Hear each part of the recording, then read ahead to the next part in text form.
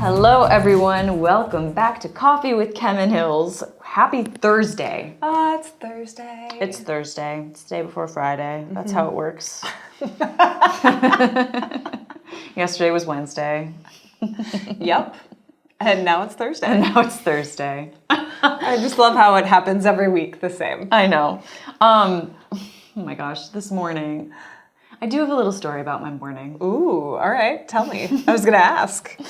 Well, okay, so I got up with our baby this morning, and she's in this phase right now of dad. Oh, yeah. Mm-hmm. And she can say mama, like she used to say it like more regularly, but I swear she's doing it to spite me. And so like, one, she wakes up too early. I mean, usually it's 7, right? Like she's kind of 7 to 7. She's on that time frame. 7's good. Yeah, 7 is good. I mean, back in the day, before I had kids, 7 was not so good, but in parenthood, 7 is good. She woke up at 5:30, so... Oh. Yeah. Okay, that's early. So I went in, and I was kind, you know, my husband got to sleep, and I went in, and I was like, good morning. And she's just pointing at me going, dad. And I was like, Mama's here at 5:30 a.m. She just looks at me and smiles. Dad. I swear this child just knows what she's doing. I feel like I need to get used to this now because I know that like they can be... Oh, my daughter just the other day said, I like Dada more than you. I was like, I know. It's fine. It's fine. Can't be mad at it. It's okay. Yeah, I went to... But straight up, like, to my your face. Like, wow. And he was nowhere to be found. We were swimming in the pool together, just the two of us having some I thought quality we were having a good time. Yeah. And I was like, okay, well, yeah, that's fine. Yeah. Well, the funny thing is like my husband revels in it. He thinks it's fabulous, you know. As does mine. Okay, yep, there you go. Yeah. I actually think it's better this way around because I think he'd have a harder time if it was the other way around. So I'm like, I'll take one for the team. But I was visiting my sister in Chicago like the other week, and I saw her. She has almost a 3-year-old, and yeah, she's in that phase of who do you want to put you to bed? And she's very decisive. She's like, I don't want you, Mama. I want Dad. You know, and you just have to say, okay. Right, but see, my daughter chooses me for bedtime every night, which is great. I love it. Yeah. Some nights I wish we would trade off a little bit more, but it's fine. It's fine. Yes.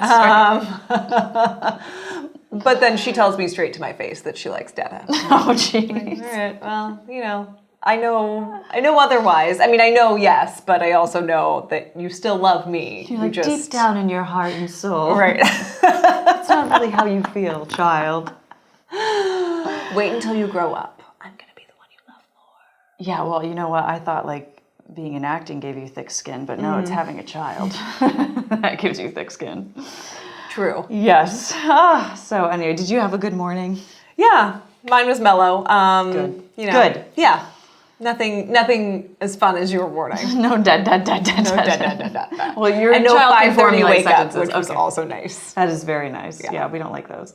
All right, well, we have quite the episode today, actually. We have our friend Brennan on the show, BudgetDog, Brennan Slagbaum, he was on the show a few weeks ago. Yep. Or like last month, actually. And we had him on the wind down. And we love Brennan, and he's back, and he's going to be doing a monthly segment, so that'll be great. Yeah. And we also have a hot topic to dive into. Hot topic. Hot topic. Do people know that now, or is that like from the 90s? I think it's from the 90s. Well, we know it. Yeah, so. we know it. And we know some of you know it as well. Yeah. So it's all good. So this is Personal Finance. Protect your finances online. And this is from what? Five times. A new publication. Yes, 5 times. 5 times. So Financial Times, right? Yes. It could be FI times, but we're going with 5 times. Write in if you know. Let us know, please. Phonetically. Give us your feedback.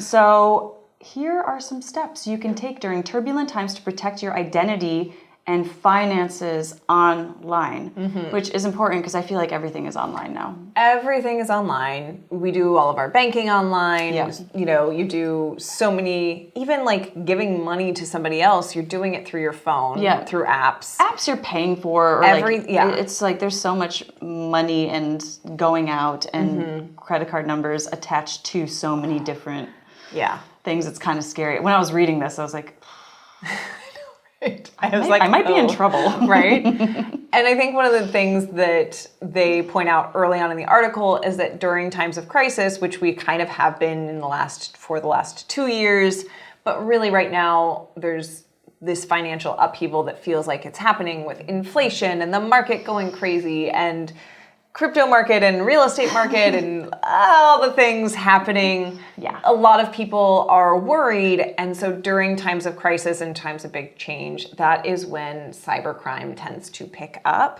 So this is why it's super important, especially right now, to be wary and to protect yourself online. Yes. So one of the So we've got some tips. We do have some tips. We're here to help.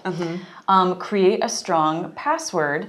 I thought this was interesting. They said they recommended updating your passwords every 3 months. I know. Which I don't know if I should say this because what if there's like a scammer that's watching this? I'm scared to give away what I've been doing wrong, but some of my passwords are almost as old as I am. Yes. Like back from AOL days. Ooh, all right. Love it. Yeah, I failed. I failed at this one. My work makes me update our passwords every 3 months, and I find it such a chore. Like it automatically does it, and you get locked out of your email, your computer, everything if you don't update it. And every time I'm just like, this is such a pain. So where do you put the new password to keep it safe? In my mind. For that one.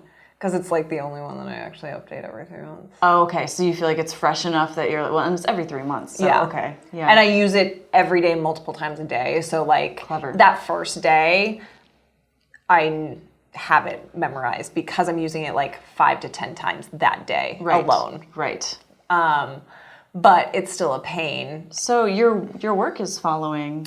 Yes. They are very up on all of our tips. Oh, really? Were you reading it and you're like, okay, well, they're doing it right. Right. I was like, they're doing it right. Personally, I have some opportunities. Yes. Oh my gosh. Me too. So update your antivirus software. One, make sure you have it. Right? First step, make sure you have it. Second step, make sure it's up to date. Yeah.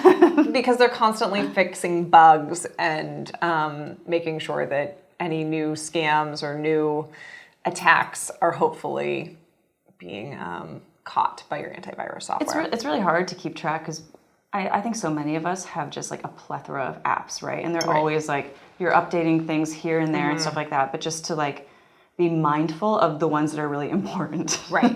It's actually funny. I don't update all of my apps on my phone all the time, but I do make sure I go in weekly and make sure the ones that have a credit card number attached to them are the most up to date. Right. Because that's good. My social media apps, which I do not have anything attached to, I'm like, those can stay old versions, whatever. Right. Yeah. But anything that has to do with a credit card number or anything is up to date. I was just surprised as to, because I was actually going through my app list after, and I was surprised as to just how many there were. Yeah. And I was like, I don't know if I need this many. Maybe I just need to clean house. Maybe that's the next step for me. This was interesting. Use only secure Wi-Fi. And I've definitely been guilty of this. You know, like you're at the airport and it says it's not, and you're like, well, I need to do something, you know, or whatever. And yeah, I think it's a lot easier for scammers to make their way into your personal information. Definitely. When it's not a secure Wi-Fi network. So try and avoid getting into your personal information when you're not on secure Wi-Fi. Yeah. That's a really good tip that I was not like being mindful of. Whoops. It's an important one, especially like if you're traveling. To be mindful of that, especially if you don't feel like you have an international phone plan. Yeah. Which most of us do these days, but certainly like even 5 years ago, I didn't have one. and you're like, well, I'm going to hop on this hotel's Wi-Fi and it's free. And oh my, you would just find anything. You would just find anything. You'd be like near a doorway and it'd be like Wi-Fi and you'd be like, yes. Yeah. Or it's like just someone's random name, cat's name or something. And you're like, well, hey, I can get on it. So that's not something we should be doing. Yeah. Don't get on like Meowskins, you know, or whoever. It's not to be trusted. Monitor your accounts. So that means just going into your checkings and your savings accounts and really, you know, just keeping track of the activity that is occurring so that you're one step ahead if something is happening. I will say I'm with Chase for one of mine, and they are on it with like fraud alerts and things like that. Oh, that's good. I feel, they sometimes like to a degree where I'm like, you didn't have to cancel my card. But I appreciate you looking out for me. But sometimes they've caught things, you know. They're like, are you in Nepal? And I'm like, no. No, I'm not. I've had the opposite thing happen where I've had one credit card that's like, we don't think this is you. You can't do this. And I was like, no, literally that took me like 40 minutes to get that order through. And now I have to go redo it. Oh, yeah. Thanks. See, that's when it's frustrating. Yeah. You're like, thanks but for you're like, back, I'd rather you're erring on the side of caution, but still frustrating. Like, what makes you think I didn't want that? Right. What about me? And my algorithm says that's not something I would purchase. Right. Exactly. But that's a whole other topic. Right. All right. Turn on two step-by-step authentications, which it's like an added protection, right? Instead of one, now you have two. Right. So I know everyone is fast track these days. It's like in and out, come on. Right. So people like don't want to do that, but it does, you know, I mean, obviously that would help because then scammers would have to go through two authentications to get to your information. So consider it. And last but not least, stop before you click. If you get a weird email, it's got a link in it that feels funny, it's not something that you had reached out for, just don't click it. Just err on the side of caution. Sometimes they try to make them look legitimate as well. Absolutely. Like, especially if they get into a friend's email and then they start, I had someone write me and they're like, oh, here are the photos that I meant to send you. And tricky. And I went into the email and then I was like, I think I'm going to text this person because that just doesn't feel right. And I'm so glad I didn't click on it. Smart. Yeah. I mean, they're tricky. They're tricky tricksters. Yeah. Yeah. So just don't open any email without validating it first. All right. Well, that was our hot topic for the day. We're going to take a quick commercial break and we're going to be right back with BudgetDog Brennan Slagbaum. We'll see you in a second.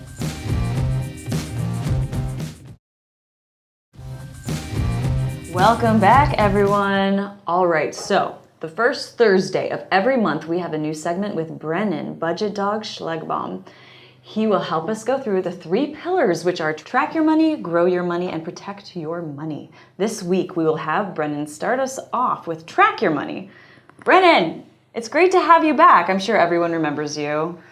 I hope so. Of course they do. Good to be here, though, guys. He was on the show not long ago on the Wind Down, and you have all the best financial tips. And so we're just going to kind of let you take it away, and then we're going to interject with probably a million questions. So please share your expertise. Let's do it. So when we talk about the 3 pillars, we always start with tracking your money for a good reason, right? If we don't know where our money's at, it's really hard to grow it and it's really hard to protect it. We might not even have anything to protect in the beginning anyway. So I like to start with track your money. And I think this is a thing that branches out and it's past budgeting, but I think a pillar, within the 3 pillars is that budgeting component. So I like to always do zero-based budgeting. I think this is the easiest and most effective way to track your money. And I also think that, budgeting gets a bad rap. I think a lot of people think it's very restrictive and they hear the word and they instantly tune out. But I think it's a process that I made easy that's only going to be 30 minutes per month for you if you do it correctly. Ooh, tell us. The best thing about this is the components. We have to understand the components within that budget. And if we understand the components within that budget, it makes things a lot easier and we can see it high level. So I'm going to walk through each one of those. We want to look at our income in totality, right? So first off is fixed income. So we want to look at our salary, our hourly wages, the things that we know that are coming in every single 2 weeks or every week or every month. Then we want to look at our variable income, which is commission, bonuses, side hustle income, anything extra, right? And those two components together make up our income. Simple, right? Then we want to look at fixed income, which are mortgage, car, utilities, things that are consistently coming in. Our variable expenses, which are groceries and clothing and things like of that nature that we can get a grasp on with time, but in the beginning, it's kind of variable. And then we have one-time expenses. This is where a lot of people lose big time with their budget, is because they don't plan for these items. And if they plan for these with sinking funds, it makes a world of difference. So vacations, new cars, weddings, things of those nature, where they're huge dollar amounts, and all of a sudden they creep up and people aren't preparing themselves. And all of a sudden they can't afford these things. So they put them on credit cards or take out a personal loan, and they get behind as a result. And they feel like they never can catch back up. And then the last component of this is somewhat, confusing to a lot of people, but savings and investments. So remember, we go to zero-based budgeting. So the savings and investments, we need a place for every single dollar. So that's a part of this, our financial picture. And we want to make sure we're optimizing that bottom line. So if you take that out, you're going to have a number at the bottom. We want to bring that back up in the equation and really see where that savings and investments should be going and optimizing that process. So when you zoom out from those 6 components, we're doing fixed income plus variable income minus every other component, which is expenses and investments. So if you were to look and you say, hey, I have $4,000 in income in total, and then with an expense, I have $2,000, that means you have $2,000 left over. That $2,000 bottom line should go back up into savings and investments. And that's where you optimize your money and you can track it the best way. So can I ask a silly question? Nothing silly here. Zero-based budgeting, that term means you're getting to a zero balance every month. So you're using everything, all of your income is going out. There's no dead money. There's It's no all dead being money. used. Correct. Exactly how that sounds. And that's where that savings and investment component comes into that equation as kind of like a deduction from the income. Because it's really, it's going back to yourself, but it's at least going somewhere. Yeah. Okay. So would you recommend taking all of what is left and putting it into investments? I think everyone's situation is different. So everyone's goals are different. And I don't want to bleed people dry. So if you have a bunch of fixed expenses and like grocery and car and stuff, you want some fun money, right? So I think bringing that into the budget is very important, whether that's a slush fund, like, hey, I know I'm not that accurate with my budget planning. Let's do $200 for a slush fund in case I go over in other categories. Let's give ourselves some breathing room. Maybe I want a vacation in there. So I add a sinking fund under those one-time expenses and say, okay, I'm going to save up $300 a month. And by the end of this year, I'll have $3,600 saved up. We can go on that nice Hawaii vacation. Whatever that is to you, it doesn't matter. Like, that's the biggest takeaway from this is it's your budget. Like, no one's here to judge you. You just know where your money is going. It's simple. It's a spending plan for yourself. You might judge this. I never judge you guys. What is the definition of a sinking fund? I know that it was associated with maybe putting away vacation money. Let's say you have a $12,000 purchase in the future and you're planning on a car at the end of the year. So all I do is back that into the monthly budget. So I do $12,000 in 12 months. How much do I need to save per month to get there? $1,000, right? So $1,000 per month. By the end of those 12 months, when you need that money, you'll have a $12,000 fund sitting there. You can cash flow that car. Okay. Thank you. Yep. So you just put that, typically a sinking fund usually goes to like a high yield savings account because it's a short-term thing, maybe 6 months, maybe 3 months, maybe 12. It just kind of depends, but typically you just put that kind of in a high yield savings account and let it sit. I love that you make this sound really unintimidating and not scary at all. You're like, no, it's actually this simple. Like here. It really is. Like, my wife and I, we spend 30 minutes per month. All my clients spend 30 minutes per month. Yeah. If you're doing more than 30 minutes per month, you're probably doing too much. Okay. So you're doing it too detailed, whereas like bucketing it together in these buckets is an easy way to get this done in 30 minutes every month. Easily. I think that, 15 minutes planning and 15 minutes recording is all it takes if you do it right through my process. Oh, I like this. I like Very, very simple. And it takes away a lot of excuses from a lot of people. Yeah, totally. I mean, how quickly did you just explain that to us? Right. And that's the goal with all my financial material is like, I like to live life and go do things. I don't like to sit behind a spreadsheet all the time, like a lot of people might think I do. So I like to make things easy, simple, automated, and then go live life and go experience what we actually are here to do. So wait, you're not just like nerding out over numbers at your computer all day? Surprisingly not. Sometimes I might on the weekend though, before the wife wakes up. Oh my gosh. Oh my gosh. I'm so fascinated by money minds, people that really enjoy because I'm just the opposite. That's why I need people like you who can just break it down, for people like me. Right. That's what I'm here to do. Yeah, well, it's so hard because I was like, oh, we're going to interject and we're going to ask a bunch of questions, but I understood most of what you were saying, and I'm the most surprised by this. That's a good thing. I know. I think one thing to add here is the 3-month look back analysis. So for people listening that don't know where to start, they're like, I don't even know what to do. For one, I have a free budget template you can just steal from me in my link in my bio. You can always do that.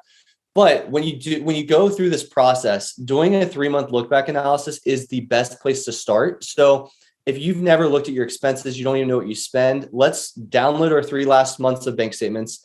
Let's print those out. Let's save them on our computer and go through those and figure out where we actually spend our money. Kind of create some budget categories. Like it's going to be, the typical things that are always popping up that you're pretty used to. You're going to realize most of where your money's going. And if you don't, it's time to definitely get a budget anyway. And so when you're going through those things, you're going to say, okay, this is where I'm at. This is my starting point.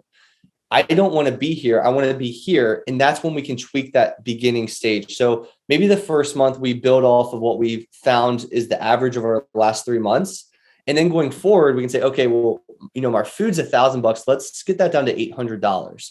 And if we can do that, that's $200 a month, and then multiply that by 12 on an annual basis. It's a lot of extra money. And you can do that with multiple different categories, or you can add money to a specific category. Like, hey, I'm not going out as much as I should, or I'm not going on vacation and enjoying as much as I should. And we should transition that money to those categories. And it's just an easy way to put everything in perspective for you. Right. Okay. So do you recommend using a budgeting app to sort of categorize everything and make it less overwhelming to sort of gather what's going towards what, so you're not just doing it yourself? Yes and no. That's part of my program. So as part of my program, I say, okay, definitely use that. Use the technology to help us speed things up, to bucket. So if you guys have used Mint or Personal Capital, they will easily take your bank transactions. They'll put them into categories. If they see those things repeating, they'll just do it for you.